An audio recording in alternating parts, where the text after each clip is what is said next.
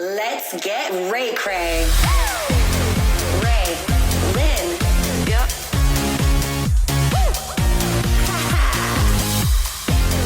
Ray. I'm Raylyn, and this is Bam Bam Malone. Welcome to another episode of Ray Cray's Chop Shop, where the conversation and the fades are questionable. Today, we're shaving Bam Bam's head. No. Would Please you don't. ever consider doing a hair versus hair match for the right money? I mean, if my hairline keeps receding, yeah. But I'm gonna try to hang on to this bad boy for as long as I can. So maybe like later down the road, but it would definitely have to make absolute sense, and there'd have to be a lot of money on the line. Yes. For the most part, hair versus hair match, you're gonna have a lot of money on the line. Yeah, for sure. Yeah, that's definitely not something I'm doing for cheap. So we've road tripped a couple times together. Mm-hmm. So I know you have some crazy road trip stories. Do you want to share any of your legal crazy road trip stories? Yeah, the legal ones. Yeah. Just cut about 3/4 of them out. No, I mean, just the crazy accidents that you see driving overnight, right? I think the one that really sticks out to me the most is we were doing a drive home from it was BIW, Josh's promotion. That's a hike. Yeah, and have you done the Brookhaven show in Mississippi? Yeah, I feel like I have a Mississippi license. Yeah, so Maybe. It's like 6.5, 7 hours, and we're almost to Terrell. So we're on the last leg of last it. leg, you're getting close to home. And everybody's kind of getting tired, nobody's talking, and all of a sudden we see this car just dart to the right and sparks fly, all sorts of crazy shit. And so as we get up to it closer, we realize that there was a Suburban in the fast lane that was just no lights, nothing, and he had smoked a guardrail just by himself. God. So, we jump out, and I'm trying to help this lady out. The dash caved in on the front of her truck, and she was pinned underneath it. Oh so my I God. had to climb in and try to help. She definitely had a broken leg. And so I help her out of the car, and traffic is building up at this point. It's pitch black out there. And I don't know, we're there for maybe 10, 15 minutes. All of a sudden I realized that all the traffic had disappeared. And everybody just cleared. It was all cleared. Okay. Well, all of a sudden I see from over the hill, I see 2 pairs of headlights coming. And it dawned on me that we're about to see a repeat of exactly what we just watched. And so by the grace of God, they missed a Suburban that was still out in the middle of the road. And I ran out, and traffic started kind of building up again. And so there was an 18-wheeler. So I ran out and stopped him. And I was like, hey, dude, can you just sit here with your flashers on? Right, so no one can... I was like, somebody's going to die if you don't sit here. And so APOC and I run over to help the guy out of the Suburban who smoked the guardrail. And dude, when I tell you the amount of pill bottles that guy had, yes. And he was slurring like a mofo.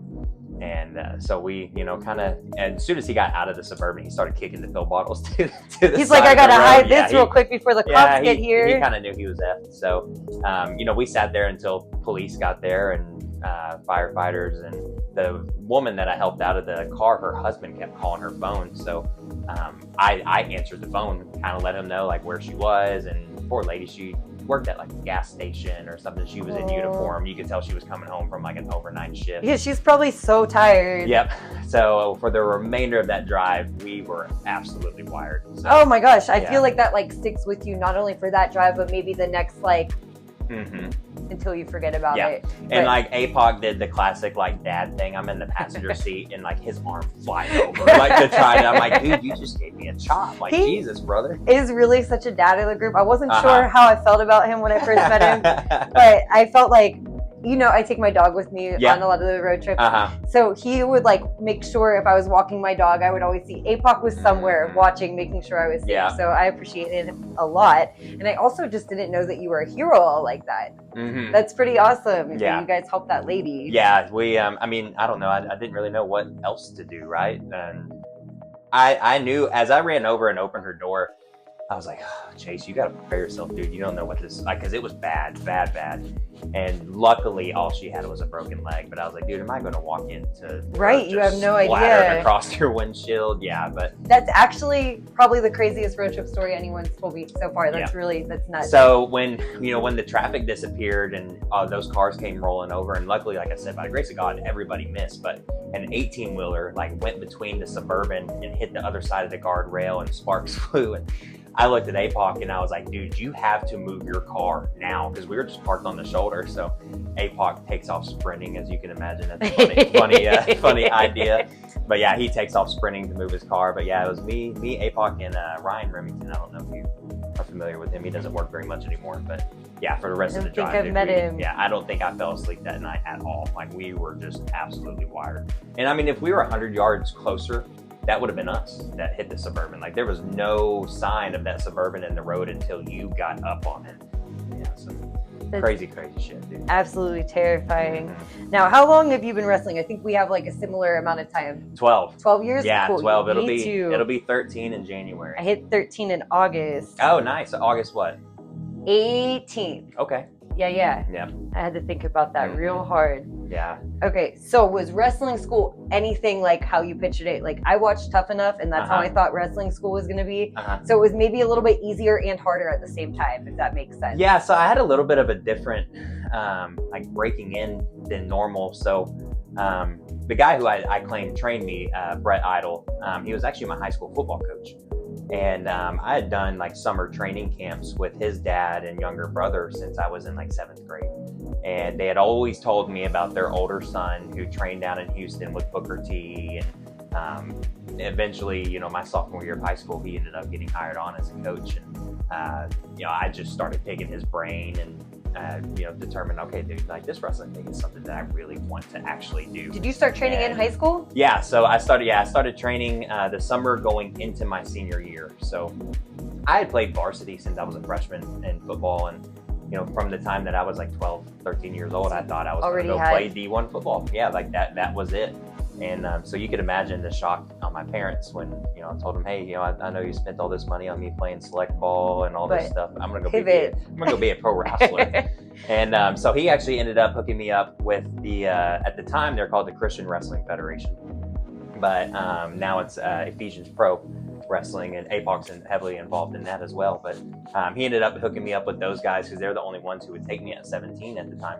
And they actually gave me a spare set of keys to the building. And so Brett and I would go up there and do one-on-ones. Yeah. So answer your question, no. Like, it was absolutely nothing what I thought it would be like. I never expected to hold Bible study at the end of my that's a little different. You didn't have Stone Cold Steve Austin telling you to run. Nope. You had someone telling you to say your prayers and eat your vitamins. Yep, for real, right? And actual vitamins, not Hulk Hogan vitamins. But no, and like, honestly, it really helped my promo development, because I can't tell you how many times I'm at these shows and guys use curse words as a crutch. Oh my gosh. That drives me crazy, because I'm like, oh, you don't know how to talk if you have to use curse words for shock value. Yeah. And so, I mean, my first 200 to 300 matches were in a church, so it definitely, one, the family friendly aspect of it, which comes into play with, TSW now and everything else. But you know how to be a TV wrestler. Yeah, just the promo wise. Like, I just think it's a cheap way out. Like, if you can't get your point across without, saying fuck or shit, or, then you probably shouldn't be cutting a promo in general. I totally agree. I say that all the time, especially like now when I'm watching indie wrestling and they're using like the F-bomb a lot. And I cuss a lot. Like, I'm a barber and I'm a pro wrestler. Yeah. So like, I have some bad language, but when I'm cutting a promo or I'm on a show, like, I'm not trying to be that person. Yeah. So that's crazy, because you already answered one of my other questions. I was going to say, what would you be if you weren't a pro wrestler? And it would be a pro football player, right? Yeah, who knows, right? Maybe. But honestly, if I wasn't doing a professional wrestler, my favorite sport of all time is motocross. Okay. So I follow that heavily. I've even gotten Savannah over there interested. She knows all the rider names and stuff now. It's funny, but I would probably do something involved in that sport, whether it's journalism or, for the longest time when I was in high school, I wanted to go to school for like broadcast journalism. Okay. And well, that's awesome because you're doing some of that with TSW. You're learning every aspect of wrestling, which is amazing. Yeah. And I never thought I would be around like Bob Malden and, all these guys. And, Bob has a television show. God, remind me, Savannah, what was it called? Yeah, Texas Country Report. I think it's Texas Country Reporter. But, I grew up watching that with my dad, and, he would go to all these, smaller towns in Texas and tell the history of the town, and my parents would just eat that up. But, now working as closely as I do with Bob, I'm learning the ins and outs of not just TV wrestling, but just TV in general. And yeah, it's a blast. But yeah, absolutely. I would do some kind of involvement. Eventually, it's on my bucket list. I'm going to go to every single race one of these years. Okay. They race 32 times a year. So. And now is that all over? Yes. Yeah. Now it's just United States, right? Okay. But, they do, do some stuff over in Europe and some world stuff, but for the most part, it's all in the U.S. Well, it's kind of cool. You're living like two dreams at once. You're doing the wrestling and you're doing production. And yeah. I mean, I'm sure if you wanted to get into journalism, you still can. Yeah, and I mean, obviously, we're comfortable talking in front of the camera, right? Right. So, or try to be. try our darndest, dude. We're working on it. All right, so what is the craziest, and I've had a lot, side hustle that you had to do to get yourself like new gear, all that kind of stuff? Especially when I started wrestling, I was having to be there all the time. And it was really hard for me to work like any regular job at all. Yeah. I've never had like any wild or crazy jobs. Now I've had crazy work schedules. I was the general manager at Anytime Fitness, and it was actually the Anytime in Forney. So I would work there 10 to 7 Monday through Friday, and then when I would get off, I would leave and drive to Addison to bounce at a bar. Okay. So yeah, so I would leave Forney around 7, get to Addison around 8, work till 1 or 2 a.m. and then get home around 2:30, 3 o'clock to wake up at 7 and restart the day again. So working 60, 70 plus hours a week, and then on Saturday morning jumping into a car and driving cross country to go wherever the hell we're going. So I got pretty efficient at running off of 3.5, 4 hours of sleep. I can't do it anymore. It hurts now that I'm not doing it. Yeah. And I'm 29 now. I was 24, 25 when I was doing this. You can do anything when you're that age. Dude, I was Superman. I was like, who needs sleep? But yeah, now I do for sure. Sleep is for the weak is what I used to think, and now I'm like, I'm weak. I need to go to sleep. I'm weak as hell. Yeah, I need some sleep. So I know you're super into fitness. What does like recovery look like for you? As far as like these long weekends, drinking too much caffeine, not having enough food. Yeah. What are you doing for recovery now? I always we try to make it a point, on Sundays to at least go do some sort of cardio, some kind of movement, right? Like I would love to just crash on the couch and not do anything, but I know I'm going to hate my life on Monday morning if that happens. So, Sundays I usually just, the best I can, unless I'm still traveling, like I try to just kind of slow roll it, go do like maybe 20 or 30 minutes of like real mild cardio, nothing too crazy. And then of course, do all the grocery shopping and everything you need for the week. But nothing. Get the meal prep ready. Yeah, nothing too crazy. I wish I need to go to a chiropractor or something more, but that stuff costs money. Right? Yeah, I'm still trying to sometimes I'm crashed on the couch all day on Sunday. Like last week, I totally was. Yeah. I wasn't moving. I was really sore after the 2 matches. Oh, and dude, don't get me wrong. Like many of times that is definitely us, like just hanging out, not doing anything on a Sunday. But I try to do something active, even if it's just walking the dogs or something. Yeah, well, that's the good thing is my dog doesn't care. He's like, get up, let's get moving. Now, how many babies do you have? So we have 2 staffies, and then we have a rescue, Roxy, that Savannah just found on the side of the road one night. It was pissing rain, and she was following me home. We were, she had gone to a show with me, and we had gone out for a little bit afterwards, and so she's following me down these back roads, and all of a sudden I look in the rearview mirror and I don't see Savannah anymore. And I'm like, oh no, did something happen? Did she have to stop? So I call her and she doesn't answer. Call her, she doesn't answer. And then she's busy. Yeah, she calls me back and she's like, sorry, I had to stop and pick up this dog. And I was like, what do you mean you stopped and picked up this dog? And no, sure as shit, dude, she comes home with this ratty looking, stinky, like disgusting looking dog.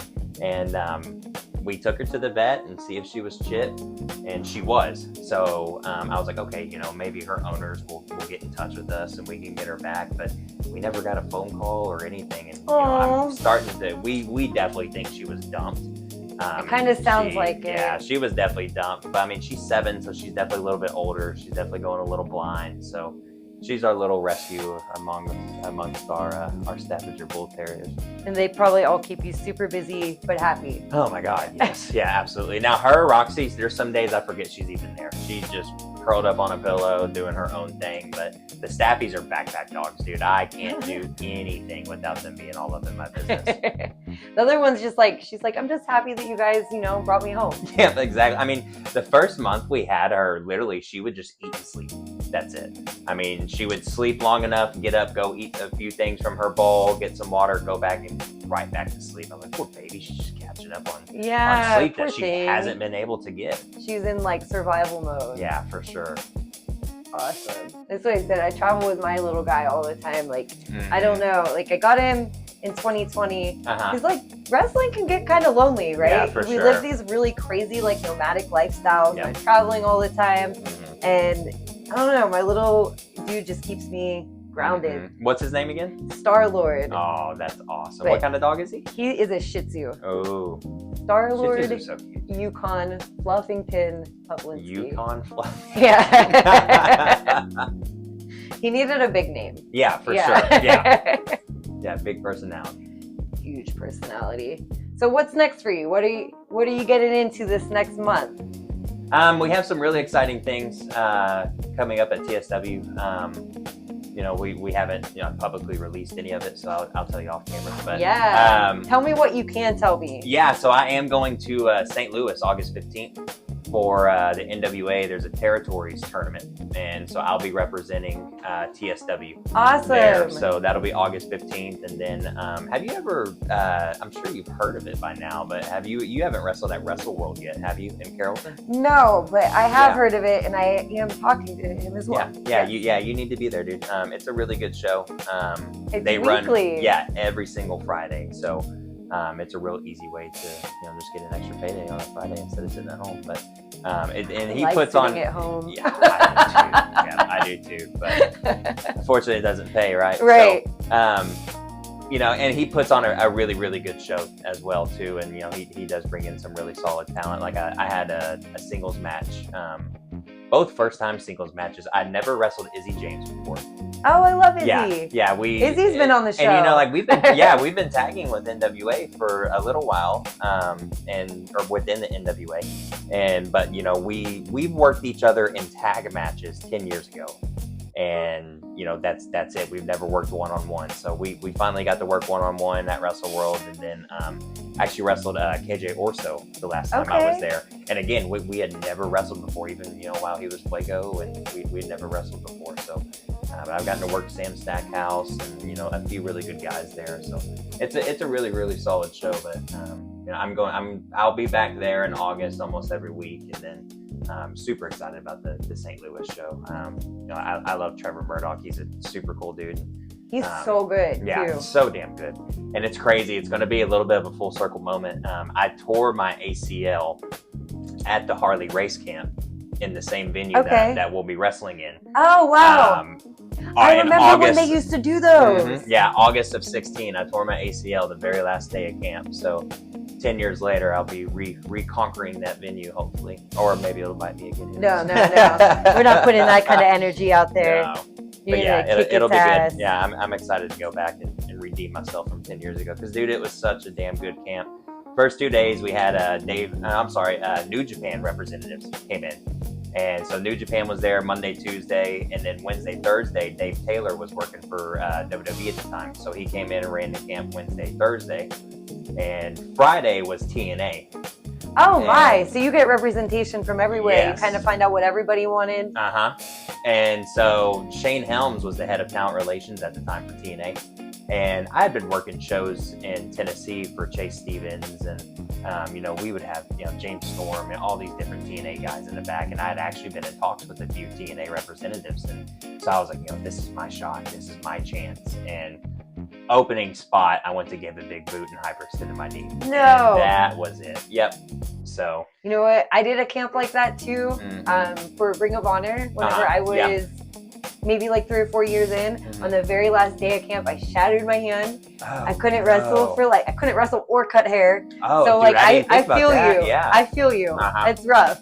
But I feel like, any setback I've ever had, I feel like it makes me more passionate about my comeback, whether it's to wrestling or whatever else I'm doing. Yeah, for sure. And I mean, there was even a brief period where, I tore my ACL in August of 16, and then just went through a little bit of some dark personal shit, dude. Like I had a cousin, Trey, who he passed away of a heroin overdose in May of 17, and we were only a few months apart, and so just kind of a lot of stuff stacked up all together. And I'd actually decided I was going to go to school. I was Done with wrestling. Yeah, good with wrestling for a while. I gave it a shot. I'm 20 years old now. Like I think I'd ride so old. Yeah, I need to get this up.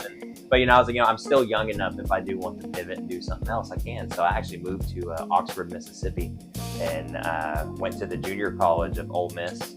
And because my best friend Austin, him and his girlfriend at the time, they were going to Ole Miss. So I went up there, and complete life change. Moved up there, went there for a semester. Definitely partied entirely too hard.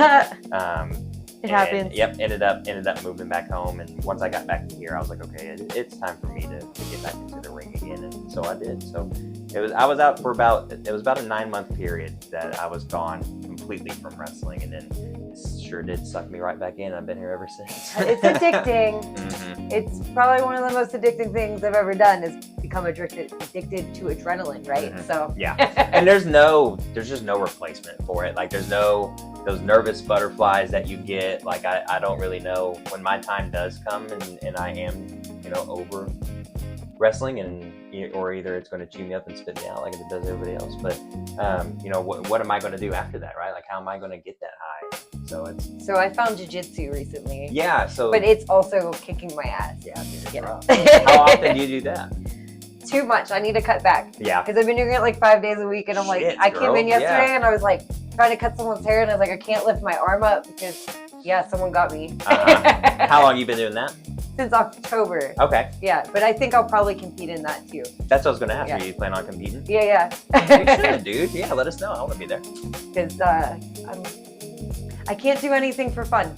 No. And I'm the same way. Like I'm either all in or I just don't give a shit. Right. So, I've even all in or I quit pretty quick. Yeah, I've even told Savannah, I've been wanting to get another dirt bike, and I'm like, I just know myself. Like I know I'm like, I'm just gonna go out there and play around. I ended up signing up to race later that night. Right. That's how I am. I'm like, I'm just gonna give this a little shot at.